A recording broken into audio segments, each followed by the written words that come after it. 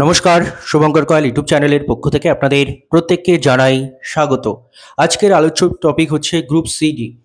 2016 সালে group CD যখন form fill up হয়েছিল, তার এবারে যে ফর্ম ফিল আপ হয়েছে তার অর্ধেকও হয়নি, এবং তার সাথে সাথে নতুনদের জন্য কত ভ্যাকান্সি রয়েছে গ্রুপ সি, গ্রুপ ডিতে ইত্যাদি নিয়ে কিন্তু আজকের ভিডিও আলোচনা থাকবে। চলুন শুরু করা যাক। ভিডিও শুরু করার আগে একটা ছোট্ট ঘোষণা আপনাদের প্রত্যেকের জন্য। বন্ধুরা, টেক্সট বুকের নাম আশা করি প্রত্যেকেই জানেন। ইন্ডিয়ার one of the best coaching institute এবং সবচেয়ে তারা বিখ্যাত কিন্তু মক টেস্টের জন্য। এই টেক্সট বুকের কিন্তু যে mock test feature, text book yearly pass pro এবং পাস প্রো ম্যাক্স, যেটা নর্মাল ফিস থাকে কিন্তু পাস প্রোর ফিস থাকে 1799, সেটা বর্তমানে কমে 351 হয়েছে। এবং text book yearly pass pro max, যেটা নর্মাল ফিস থাকে 1999, সেটা কমে 339 হয়েছে। কারণ কি? কারণ উইন্টার স্পেশাল সেল চলছে। তো যারা মনে করছেন টেক্সট বুকের মাধ্যমে নিজের মক টেস্ট দিয়ে নিজের প্রিপারেশনকে আরো বুস্ট আপ করবেন, তাহলে ডিসক্রিপশন চেক করতে পারেন। ডিসক্রিপশনে লিঙ্ক দেওয়া থাকবে। এসইউবিআই শুট কোডটা ইউজ করলে এক্সট্রা 12% ডিসকাউন্ট আপনারা পেয়ে যাবেন। আজকে কিন্তু সেলের শেষ দিন, 29 এবং 30 নভেম্বর কিন্তু সেলটা চলছিল, উইন্টার স্পেশাল সেল। আজকে কিন্তু এই মাসের সেলের শেষ দিন। তো যাদের ইন্টারেস্ট রয়েছে চেক আউট করবেন ডিসক্রিপশনটা। এবার আমরা ফিরবো আমাদের ভিডিও যে মূল আলোচ্য টপিক সেটাতে, অর্থাৎ 2016 কত ফর্ম ফিল আপ হলো এখনো পর্যন্ত। আজকের ডেট আমরা অলরেডি রয়েছি 30 তারিখ, এ মাসের শেষ। এখনো পর্যন্ত ফর্ম ফিল আপ কত হয়েছে এবং 2016 সালে ফর্ম ফিল আপ কত হয়েছিল দেখুন। এখনো পর্যন্ত এবছরে ফর্ম ফিল আপ হয়েছে কিন্তু মাত্র 8 লাখ। 8 লাখ সংখ্যাটা মাত্র বলছি, ডব্লিউবিসিএস এর 3-4 লাখ ফর্ম ফিল আপ হয়, তাতে আমরা মনে করি অনেক, কিন্তু এখানে মাত্র বলছি। কারণ মাত্র এই কারণে বলছি, কারণ এটাতে অনেক বেশি সংখ্যক ফর্ম ফিল আপ হয়। 2016 সালে এখানে ফর্ম ফিল আপ হয়েছিল 18 লাখ প্লাস। 2016 সালে এসএসসি গ্রুপ সি, গ্রুপ ডিতে ফর্ম ফিল আপ হয়েছিল কিন্তু 18 লাখ প্লাস। এবারে সেই ফর্ম ফিল আপটা কমে এখনো পর্যন্ত 8 লাখও কমপ্লিট হয়নি, 8 লাখের কাছাকাছি পৌঁছেছে। অর্থাৎ বিশাল একটা কম ফর্ম ফিল আপ। কারণ কি? কারণ আপনারা প্রত্যেকেই জানেন, নতুন করে কিছু বলার নেই।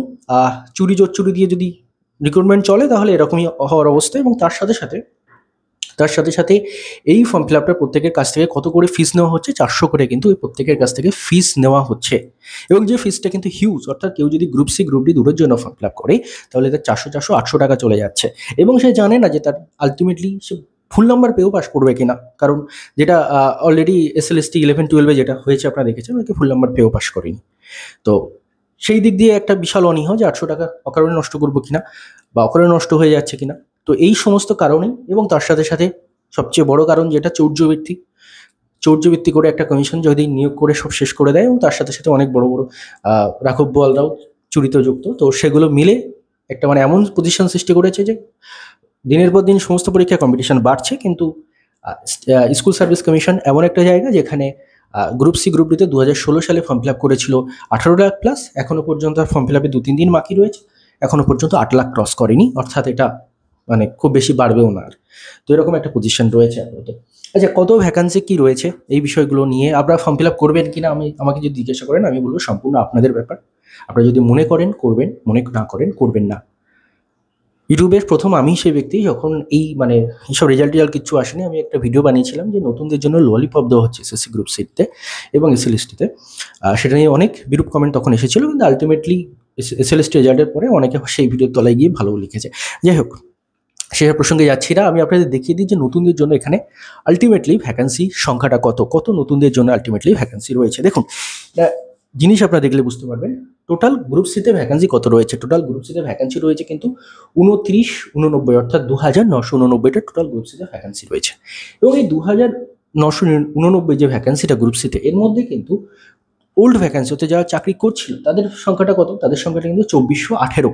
এবং নতুন এখানে ভ্যাকান্সি অ্যাড হয়েছে বলতে গেলে আপনাদের 571, অর্থাৎ 2418 জন আগেই গ্রুপ সিতে চাকরি করছিল, তার সঙ্গে 571টা নতুন ভ্যাকান্সি অ্যাড করে দেওয়া হয়েছে, দিয়ে আপনাদের একটা নিউ নোটিফিকেশন বলে বার করা হয়েছে। এবার এখানে যদি আমরা গ্রুপ ডির কথাটা বলি, গ্রুপ ডির ক্ষেত্রে কিন্তু 5488টা টোটাল ভ্যাকান্সি। তার মধ্যে আগে যারা চাকরি করতেন তাদের সংখ্যাটা ছিল কিন্তু 4488-র কাছাকাছি, এবং তার সঙ্গে প্রায় 1000 সামথিং প্লাস, আমি এক্স্যাক্ট সংখ্যায় যাচ্ছি না, আমি র্যান্ডম ফিগারে বলছি, 1000 সামথিং প্লাস যোগ করে কিন্তু এটাকে ওই 5488 করা হয়েছে। অর্থাৎ এখানেও কিন্তু ওল্ড ক্যান্ডিডেটের সংখ্যা কিন্তু 4488। তাহলে টোটাল যদি ভ্যাকান্সি আমি মেলাই, টোটাল ভ্যাকান্সি 2000, গ্রুপ সিতে 2989 আর গ্রুপ ডিতে 5488, দুটো মিললে কিন্তু আপনার হচ্ছে 8477টা। এই 8477টার মধ্যে ওল্ড যারা আগে চাকরি করতেন, গ্রুপ সি, গ্রুপ ডি একসাথে করেই বলছি, তাদের সংখ্যা ছিল কিন্তু 6906-এর কাছাকাছি, 7000-এর কাছাকাছি, 6.5 থেকে 7000-এর মধ্যে। এবার সেখানে নিউ ভ্যাকান্সি অ্যাড করা কত হয়েছে 1600 মতো, 1571 বা রাউন্ড ফিগারে 1600 ধরেন, 1600 মতো, মানে আমি এক্সাক্ট ডেটা ইউজ করিনি, একটু দুটো চারটে কম বেশি হতেই পারে। 1600 মতো নতুন ভ্যাকান্সি কিন্তু সেখানে অ্যাড করা হয়েছে। এই হচ্ছে ব্যাপার আপাতত।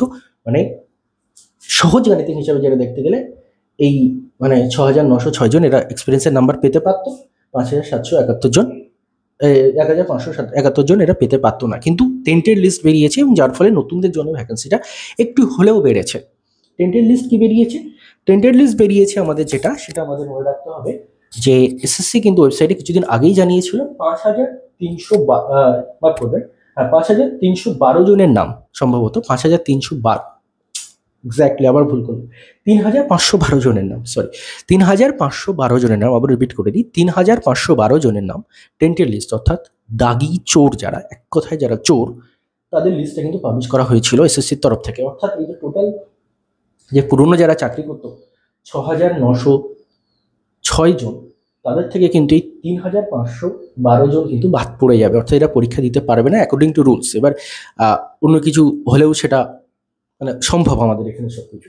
তো তার ফলে যেটা হচ্ছে যে 3394 জন কিন্তু ওল্ড ক্যান্ডিডেট যারা চাকরি আগে করতেন তারা কিন্তু পরীক্ষায় বসবেন এবং তারা এক্সপিরিয়েন্সের নাম্বারটা পাবেন। তার ফলে আমরা যদি এই সংখ্যাটা মানে ধরে নিই যে মানে আমাদের টোটাল যে ভ্যাকান্সি রয়েছে সেই ভ্যাকান্সির থেকে আমরা যদি 3994 জনকে বাদ দিয়ে দিই, তাহলে কিন্তু যে ভ্যাকান্সিটা আসছে অর্থাৎ 8777 থেকে আমরা 3394 জনকে যদি বাদ দিয়ে দিই, তাহলে যে ভ্যাকান্সিটা আসছে সেটাই কিন্তু এক্স্যাক্ট ভ্যাকান্সি, যে ভ্যাকান্সিটাতে সবাই কম্পিটিশন করবে, নতুনরা কম্পিটিশন করবে, সেটা হচ্ছে 5083 জন।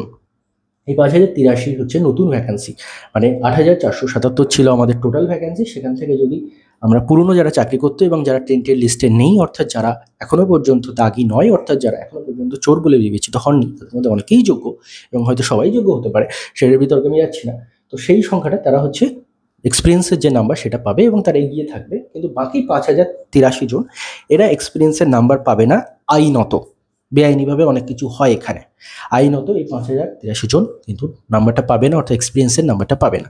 মানে নতুন যে ভ্যাকান্সি, আপনারা যারা নতুন রয়েছেন তাদের জন্য কিন্তু এই ভ্যাকান্সিটা রয়েছে 5083, এবং দুটো এতে রয়েছে, তো গ্রুপ সিতেও রয়েছে, গ্রুপ ডিতেও রয়েছে এবং জোন ওয়াইজ ভাগ রয়েছে, মানে ভ্যাকান্সিটা আলটিমেটলি অনেকটাই কমে যায় তারপরে জোন ওয়াইজ ভাগ হলে এবং গ্রুপ সি গ্রুপ ডিতে ভাগ হলে।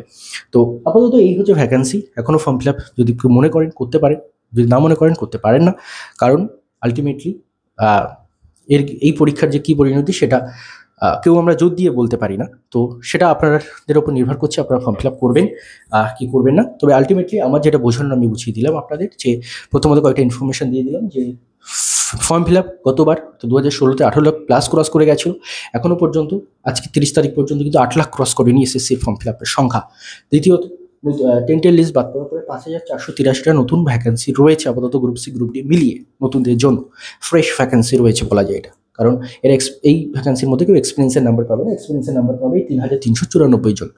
তো আপাতত আপনাদের উপর নির্ভর করছে, আমার জানানোর কর্তব্য জানিয়ে দিলাম।